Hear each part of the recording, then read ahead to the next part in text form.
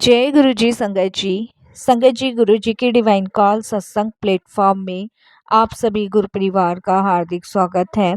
शुक्राना गुरु जी महाराज का कि उन्होंने ये सेवा मुझे दी कि मैं आप सभी गुरु परिवार के समीप आके गुरु जी के कल्याण महिमा अनुभव का वर्णन कर पा रही हूँ। अनंतम शुक्राना मेरे गुरु जी महाराज का।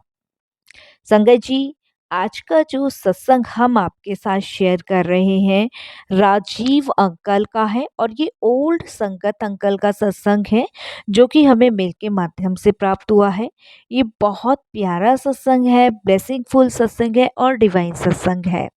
सभी गुरु परिवार से मेरी हाथ जोड़ के विनती है कि सत्संग को अंत तक सुने।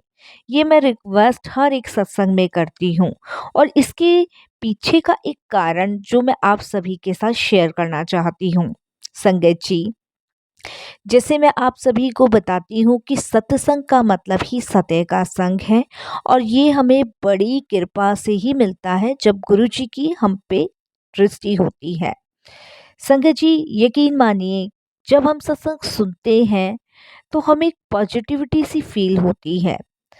संगत जी, मानिए हम किसी परेशानी से परेशान हैं, उस परेशानी का हमें समाधान समझ नहीं आ रहा है, हम क्या करें क्या ना करें, और हम गुरुजी से अरदास करें कि गुरुजी, जिस उलझन में हम पड़े हुए हैं इस उलझन से आप हमें बाहर निकालिए। और संगत जी, अचानक से एक सत्संग आपके पास आ जाए तो संगत जी, वो गुरुजी का इशारा समझिए कि गुरुजी अगर आपके पास कोई सत्संग भेज रहे हैं तो उसमें कोई ना कोई आपके सवालों के जवाब हैं, कोई ना कोई गुरुजी महाराज हिंट दे रहे हैं, या सत्संग के माध्यम से आपका कोई ना कोई बड़ा या छोटा कष्ट काट रहे हैं। संगत जी, सत्संग हमें जब ही मिलता है जब गुरु कृपा होती है। इसीलिए मैं हर सत्संग में आपसे रिक्वेस्ट करती हूँ कि सत्संग को अंत तक सुने, ध्यान से सुने। हमें घर बैठे ही गुरुजी बहुत ब्लेस कर रहे हैं। यकीन मानिए संगत जी, हमारे जितने भी खोटे कर्म हैं, जितने भी माड़े कर्म हैं, वो सत्संग के माध्यम से ही दूर होते जा रहे हैं, जिसका हमें अभी नहीं पता चलेगा। जिसका हमें जब पता चलेगा, जब हम शरीर का त्याग कर देंगे और जब धर्मराज हमारा लेखा जोखा का हिसाब करेगा, उस समय संगत जी हमें पता होगा कि गुरुजी ने सत्संग सुनने के माध्यम से ही हमारे कितने सारे कष्ट काटे हैं। संगत जी, इसीलिए मैं हर सत्संग में रिक्वेस्ट करती हूँ कि सत्संग को पूरा सुनिए, अंत तक सुनिए और गुरुजी की ब्लेसिंग्स प्राप्त कीजिए। संगत जी, एक चीज़ और मैं आपके साथ शेयर करूँगी। जिस भी संगत को ईश्वर से प्यार होता है ना, वो उसकी रज़ा में राज़ी रहता है।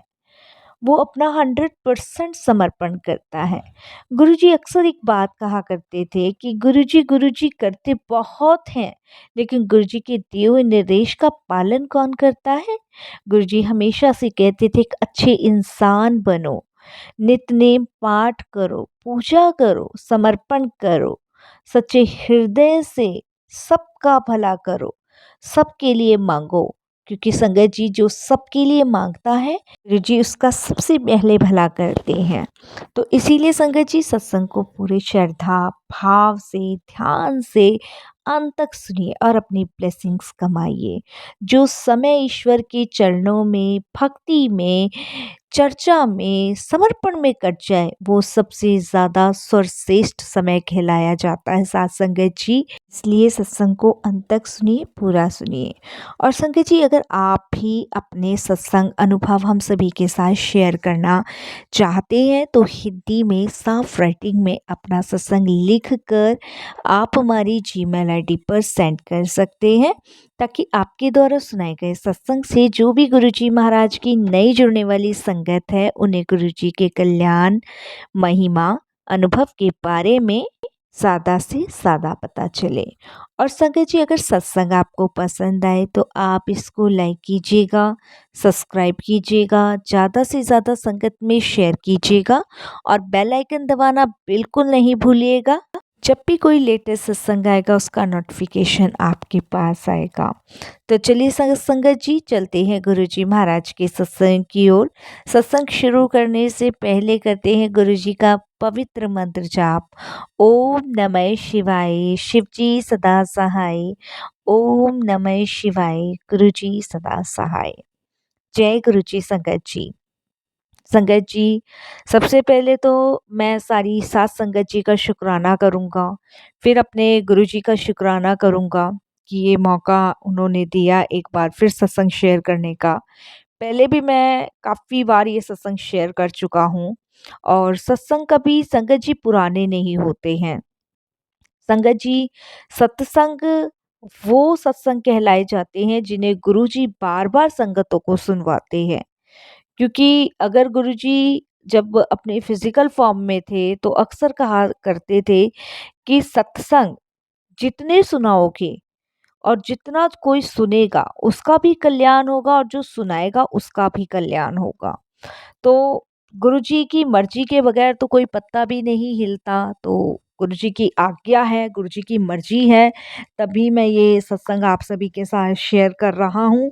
कोई भूल चूक हो साथ संगत जी तो मुझे क्षमा कीजिएगा और गुरुपा आप भी मुझे माफ़ कीजिएगा। संगत जी, मैं, मेरी मदर और मेरे फादर हम लोग चंडीगढ़ रहते थे और जो मेरे नाना जी थे वो जालंधर में थे। तो उस समय संगत जी जालंधर में गुरुजी महाराज आए हुए थे और उस समय मेरे नाना जी का संगत जी हमें एक मैसेज मिलता है कि आप लोग जालंधर आ जाओ और यहाँ पे गुरुजी आए हुए हैं और यहाँ पे माथा टेक लो और दर्शन करने के लिए आ जाओ। ये उस टाइम संगत जी मेरे नाना जी ने मेरी मदर को एक मैसेज भेजा। तो संगत जी जो मेरे फादर थे वो इन सब चीज़ों में विश्वास नहीं करते थे, बिल्कुल उनका विश्वास नहीं था किसी संत बाबाओं में। तो संगत जी गर्मियों की छुट्टी थी और मैं, मेरी मदर, संगत जी हम लोग जालंधर गए। जालंधर जब हम गए तो संगत जी उस टाइम मैं ज़्यादा से ज़्यादा 12th क्लास में ही था। तो जब संगत जी हम लोग जालंधर गए तो वहाँ पे मेरे नाना जी और मेरे जो नाना जी के फैमिली में थे मेरे मामा-मामी और मेरी मदर और मैं फर्स्ट टाइम संगत जी गुरुजी के दर्शन के लिए गए। मेरे नाना तो पहले जा चुके थे उनकी फैमिली, पर मेरी मदर और मैं फर्स्ट टाइम गुरुजी के दर्शन के लिए गए। तो जब गुरुजी के दर्शन के लिए गए तो गुरुजी एक बहुत अच्छी चेयर पे बैठे हुए थे और कुछ संगत थी वहाँ पे। उसके बाद संगत जी गुरुजी उस टाइम पे रुद्राक्ष की एक माला पहना करते थे। तो हम लोग तो संगत जी बच्चे थे तो इतनी समझ नहीं थी, बट मदर और जो नाना जी थे इन लोगों ने गुरुजी की वहाँ सेवा भी की, कुछ बातें भी हुई और नाना जी ने बताया कि ये मेरी डॉटर हैं। तो गुरुजी ने ब्लेस भी किया और उसके बाद गुरुजी ने संगत जी एक आंटी को कह के वहाँ पे जितनी भी संगत बैठी थी उन सब के लिए पानी मंगवाया। और उस टाइम गुरुजी रुद्राक्ष की एक माला डालते थे। तो उससे गुरुजी रुद्राक्ष की माला को गिलास के पानी में डुबो के और कुछ मंत्र से पढ़ते थे और सबको पीने के लिए देते थे। तो संगत जी जब गुरुजी ने वो जल सबको दिया तो वो आप यकीन नहीं करोगे, वो जब हमने जल पिया तो वो एकदम से संगत जी जैसे अमृत, मतलब वाक़ई में वो अमृत था। मतलब उसका टेस्ट, मतलब जैसे हम पी रहे हैं ना तो ऐसा लग रहा था जैसे पता नहीं हम क्या पी रहे हैं। मतलब इतनी मिठास थी उस जल में कि मैं आपको बता नहीं सकता, बहुत मिठास। तो हम लोग इतना, संगत जी बच्चे थे तो ध्यान नहीं दिया इन सब चीज़ों पे और दर्शन करके संगत जी हम लोग वापस चंडीगढ़ आ गए। तो नाना जी वगैरह का वहाँ जाना लगा रहता था गुरुजी के पास और बट मेरी मदर और मैं संगत जी गुरुजी के पास नहीं जाना हमारा हुआ क्योंकि संगत जी मेरे फादर को पसंद नहीं था, बट जब भी नाना जी के घर हम जाते थे तब हमारा वहाँ जाना होता रहता था। उसके बाद संगत जी नाना जी के थ्रू हम लोगों को पता चला कि गुरुजी चंडीगढ़ में शिफ्ट हो गए हैं। तो उस टाइम संगत जी मम्मी छुप-छुप के पापा से जाती थी गुरुजी से मिलने के लिए, क्योंकि फ़ादर साहब को बिल्कुल पसंद नहीं था गुरुजी के पास जाना, और वो खुद भी नहीं जाते थे, मुझे भी नहीं जाने देते थे, मदर को भी नहीं जाने देते थे। बट ठीक है, उनका बुलावा नहीं था गुरुजी से जुड़ने का, और गुरुजी नहीं जोड़ना चाहते थे, क्योंकि वो कहते हैं ना संगत जी, गुरुजी उन्हें ही जोड़ते हैं जिन पे गुरुजी की कृपा होती है, तो शायद मेरे फादर के लिए उनका बुलावा नहीं था।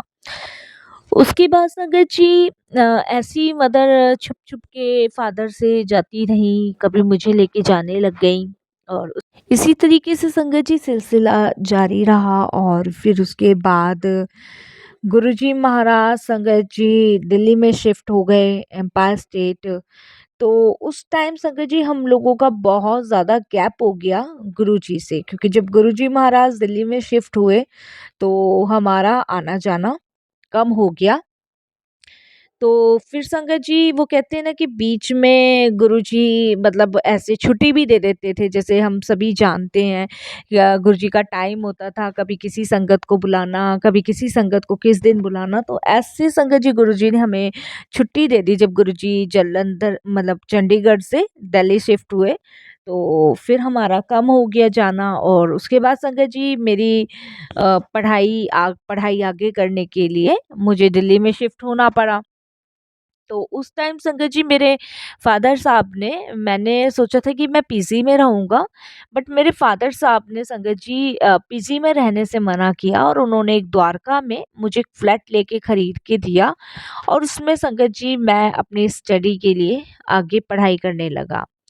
तो संगत जी वो स्टडी करते-करते, जैसे आप सभी जानते हैं, आप बॉयज़ कैसे होते हैं, और एक टाइम होता है लड़कों का मौज मस्ती करने का, तो वही टाइम वही पीरियड संगत जी उस टाइम हम लोगों का था, फ्रेंड के साथ रहना, ड्रिंक करनी, और अपनी लाइफ को एंजॉय करना, और बस घूमना फिरना, यही सब था। तो संगत जी मेरी मदर कुछ दिन के लिए मेरे पास आए हुए थे दिल्ली में। तो बस हमारी लाइफ ऐसी ही चल रही थी, फ्रेंड सर्कल जैसे था, मेरे फ्लैट में मैं अकेला रहता था, तो मैंने अपने 2-4 फ्रेंड्स को भी रहने के लिए कहा, तो ऐसे ही खाना-पीना ये चलता था। तो मदर रहने के लिए आई थी, तो वो बड़ी खुश थी कि मैं दिल्ली आई हूँ, और यहाँ पे तो गुरुजी महाराज भी हैं। उस टाइम संगत जी गुरुजी पास स्टेट बैठते थे। तो मदर बोलती हैं कि अब मैं गुरुजी के दर्शन के लिए भी जा सकती हूँ जब तक मैं तेरे पास हूँ। तो इस तरीके से मदर ने कहा, मैंने कहा हाँ जी बिल्कुल। तो संगत जी मदर मेरी जो थी वो गुरुजी के पास उन्होंने जाना शुरू कर दिया, एम्पायर स्टेट। तो वो गुरु बहुत खुश होती थी जब भी वो गुरुजी के पास जाती थी और गुरुजी के पास आती थी। तो अक्सर संगत जी वो गुरुजी के बारे में मुझे कुछ ना कुछ बताती थी कि आज ऐसे हुआ, आज ऐसे हुआ। लेकिन संगत जी फादर साहब को बिल्कुल नहीं पता था कि हम मदर जो है हमारी गुरुजी के पास जाती हैं, और उन्होंने मुझे बताने को भी मना किया था, क्योंकि वो थोड़ी ज़्यादा स्ट्रिक्टली थे। तो संगत जी एक दिन गुरुजी महाराज ने मेरी मदर को कहा कि तू अपने मुंडे नु बुला के लाई। तो गुरुजी हमेशा संगत जी ठेठ पंजाबी बोलते थे। इतनी ठेठ पंजाबी उनकी होती थी कि समझ ही नहीं आती थी। तो मेरी मदर ने गुरुजी को कहा, जी गुरुजी, मैं अपने मुंडे नु लेकर आई।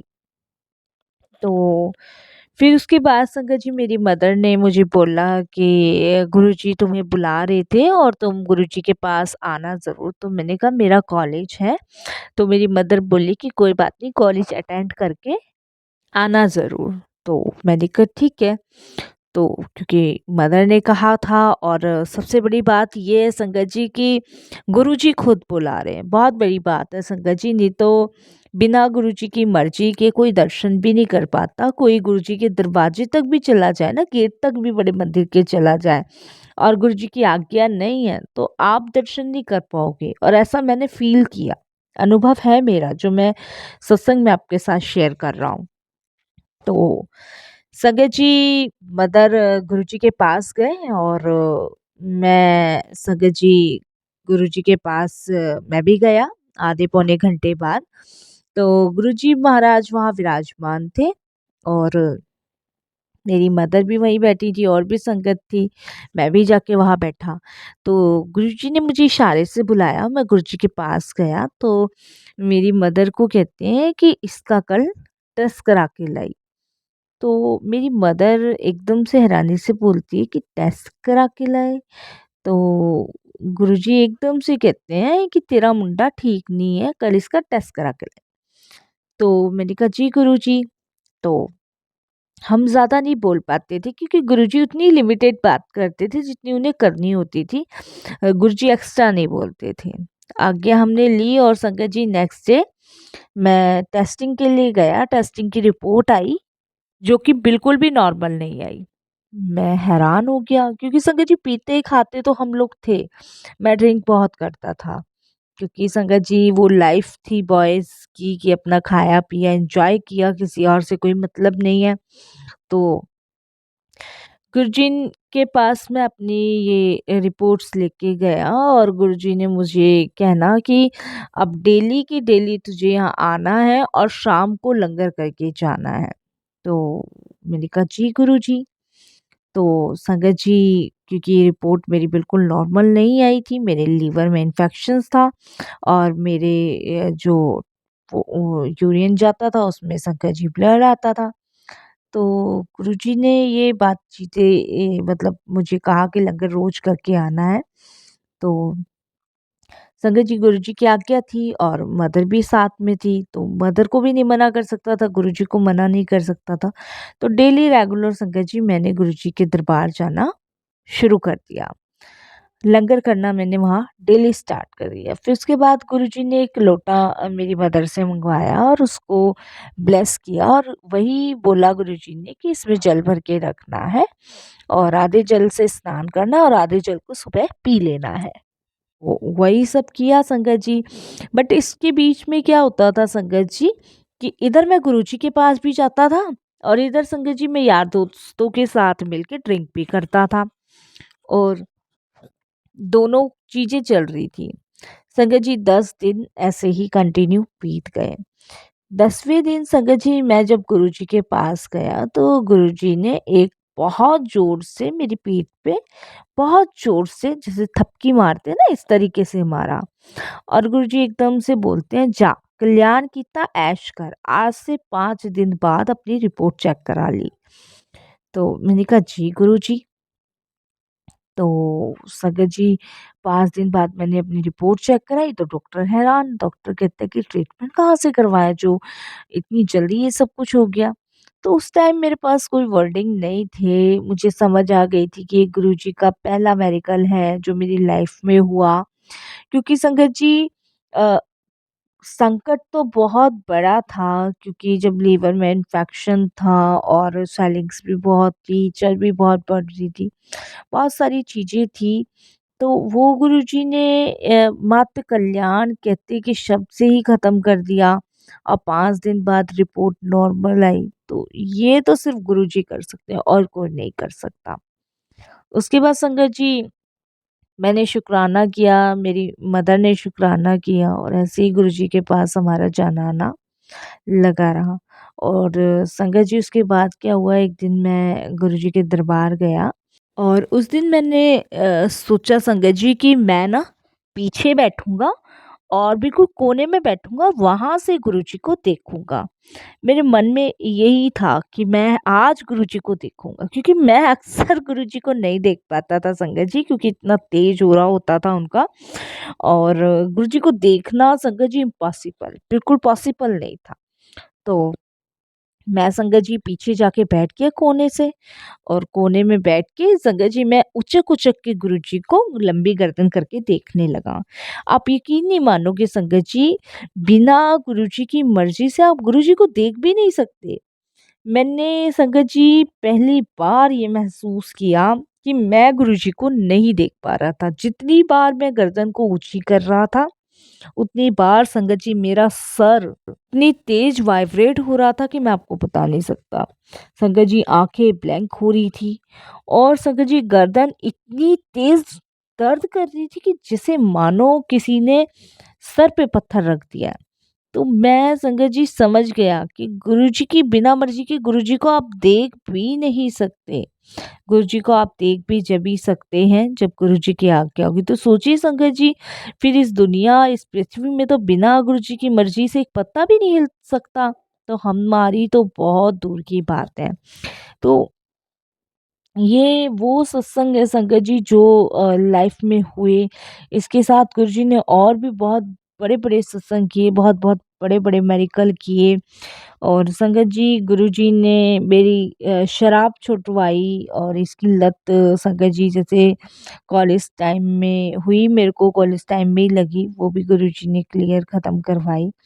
तो जितना शुकराना कर सकते हो उतना शुकराना कीजिए। और मेरी पढ़ाई कंप्लीट गुरुजी की कृपा से हुई। आज जो मैं ऊंचाई के शिखर को छू रहा हूँ वो गुरुजी की कृपा से छू रहा हूँ। तो बहुत मेहर है गुरुजी की, बहुत कृपा रही है। बट संगत जी, आज तक मेरे फादर साहब नहीं जुड़ पाए गुरुजी महाराज से। खैर अब तो वो हम लोगों के बीच में नहीं है, बट संगत जी वो बिल्कुल नहीं जुड़ पाए। और संगत जी, मैं, मेरी मदर, मेरे नानू और हमारी मदर की फैमिली की तरफ से सब जुड़े थे, बट फादर की तरफ का कोई भी गुरुजी से नहीं जुड़ पाया। तो वो मैं, जैसे मैंने आपको बताया कि गुरुजी की मर्जी के बिना आप गुरुजी को देख भी नहीं सकते, तो जुड़ना तो बहुत दूर की बात है संगत जी। सच में यकीन मानिए, गुरुजी सब चीज़ प्रैक्टिकल करते हैं। और आज सुनते हैं हम लोग संगतों के इतने-इतने कल्याण हो रहे हैं, इतने-इतने गुरुजी ब्लेस कर रहे हैं, इतने-इतने कष्ट अपने ऊपर ले रहे हैं, तो हमें बस शुकराना करना चाहिए और कुछ नहीं करना चाहिए। संगत जी, मदर को भी गुरुजी ने बहुत बार नई लाइफ ब्लेस करी। और काफ़ी संगत जी बार गुरुजी ने ड्रीम दर्शन भी दिए, अपने होने का एहसास भी दिलाया। तो मेरी जो मदर हैं वो तो बहुत ब्लेसेड संगत है गुरुजी की। और कितनी बार गुरुजी ने संगत जी को ड्रीम दर्शन दिए हैं, बहुत बड़ी-बड़ी चीज़ें से गुरुजी ने बचाया है। तो बस संगत जी यही कहूँगा कि गुरुजी महाशिव हैं, उनकी मर्ज़ी के बिना, उनकी इच्छा के बिना कोई उनको देख भी नहीं सकता। तो ये दरबार जाना तो बहुत दूर की बात है। बस ये सत्संग गुरुजी ने सुनवाना था, शेयर करवाना था। बहुत सारे सत्संग हैं मेरे पास संगत जी, बट जैसी गुरुजी की आज्ञा होगी मैं फिर शेयर करूँगा। जितनी गुरुजी की आज्ञा होती है उतना ही हम शेयर कर पाते हैं। और कोई भूल-चूक हो साथ संगत जी माफ़ कीजिएगा। बहुत जल्द मैं अगला फिर सत्संग आपके साथ शेयर करूँगा जब तक मालिक की आज्ञा है। बस संगत जी यही अरदास करूँगा, गुरुजी सबको ब्लेस करना, सबका कल्याण करना गुरुजी। और अंग संग रहना, अपने बच्चों को हमेशा अपने साथ रखना गुरुजी। वाणी को विराम देता हूँ साथ संगत जी, कोई भूल चूक हो माफ़ करिएगा। और गुरुपा बस यही कहूँगा कि हर जन्म आपके जैसे गुरु हमें मिले, और इस जन्म भी तारी, अगले जन्म भी तारी है। जय गुरु जी।